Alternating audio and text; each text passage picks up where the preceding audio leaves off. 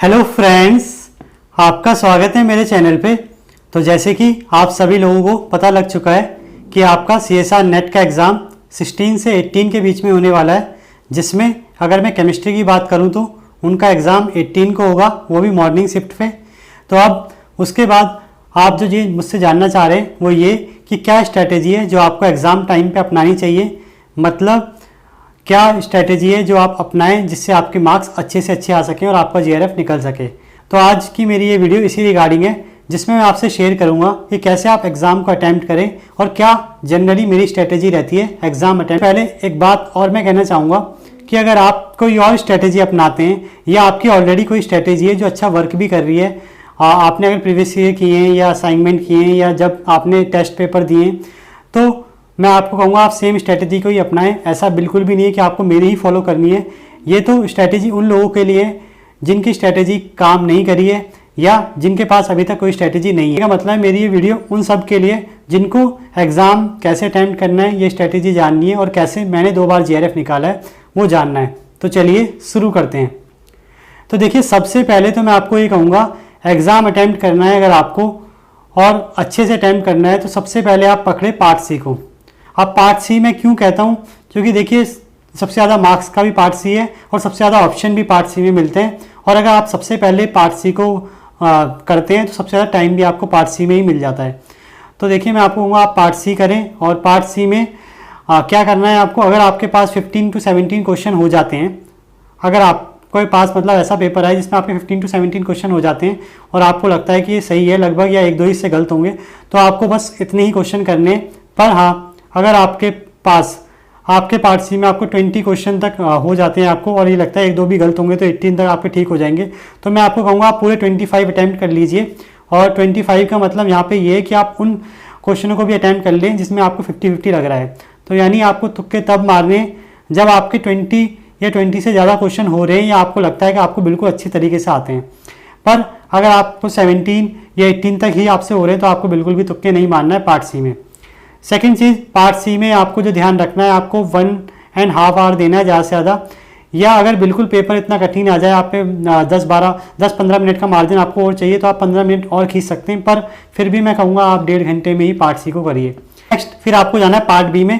Part B में आपको क्या करना है, आपको 20+ क्वेश्चन करने हैं, कम से कम 18 to 20 क्वेश्चन अगर आप कर लेते हैं आराम से, तो मुझे लगता है आपका आराम से GRF हो जाएगा। और अगर एक मिनिमम मार्क्स में कहूँ आपको पार्ट बी में जो लाने हैं वो आप 30 से 35 लेके आएँ, यानी आप 30-35 के बीच में ले आते हैं तो बहुत बढ़िया है। अगर आप 65+ आपके उसमें ले आते हैं पार्ट सी में और या 70+, तो 30-35 बहुत अच्छे मार्क्स है पार्ट बी में, यानी 20 क्वेश्चन आपके लगभग होने चाहिए जब आपके 40 मार्क्स से बैठते हैं और उनमें 1-2 या 2-3 गलत होते हैं तो इनफ रहता है आपका GRF निकालने के लिए।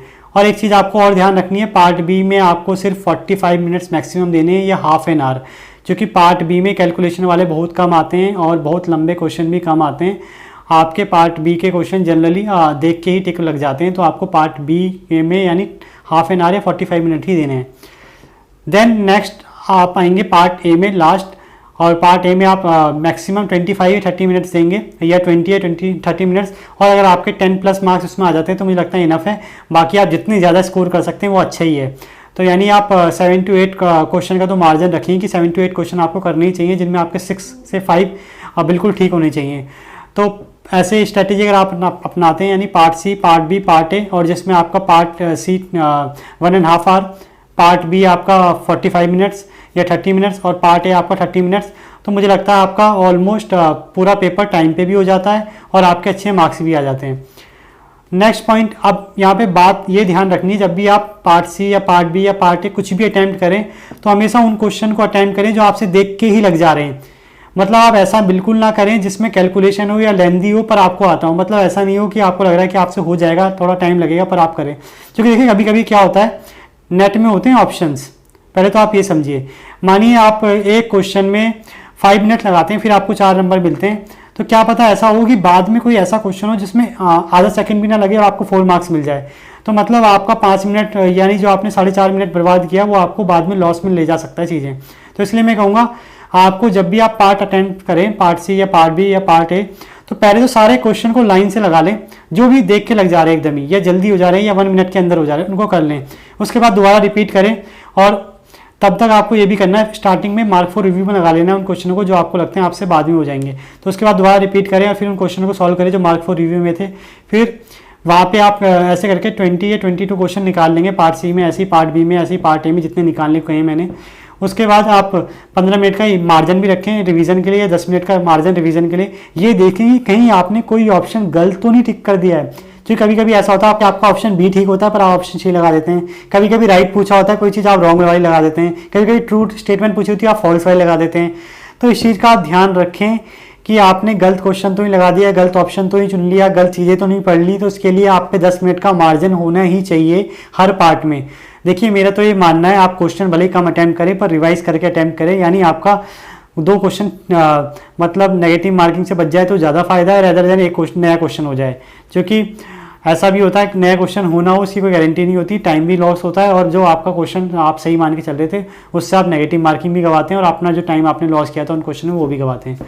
तो आप यह ध्यान रखें, आपको रिवाइज पे जा। नेक्स्ट मैंने आपको तुक्के मारने की सलाह दी है जरूर पेपर में, पर तब जब आप कंफर्टेबल पोजीशन में होंगे। कहने का मतलब है जब मैंने आपको बोला है कि पार्ट सी में आपके 20 क्वेश्चन आपको लग रहे हैं आपसे हो गए हैं और अच्छे हो गए, तब आप तुक्के मार सकते हैं, वो भी सिर्फ उनमें जिनमें आपको 50-50 का डाउट है।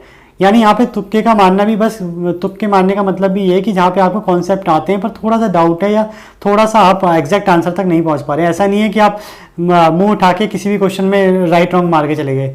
और इतना तो मैं आपको ये भी सजेस्ट करूंगा कि ऑर्गेनिक के क्वेश्चन को तो थोड़ा आप पार्ट सी में रहने दीजिएगा। मतलब आपकी जो स्टीरियो केमिस्ट्री होती है वो कहीं ना कहीं इस तरीके से घूम जाती है कि हम अंदाज़ा नहीं लगा पाते, या इतना टाइम नहीं होता कि आप पूरा मन में आप सोच पाएँ कि कैसे मतलब बॉन्ड घूम रहे हैं या किस एंगल से अटैक होगा। तो इस चीज़ का ध्यान रखें कि ऑर्गेनिक का क्वेश्चन में थोड़ा कम तुक्का मारें, बाकी में मार सकते हैं पर वहाँ भी तब मारें जब आपको आइडिया हो थोड़ा बहुत।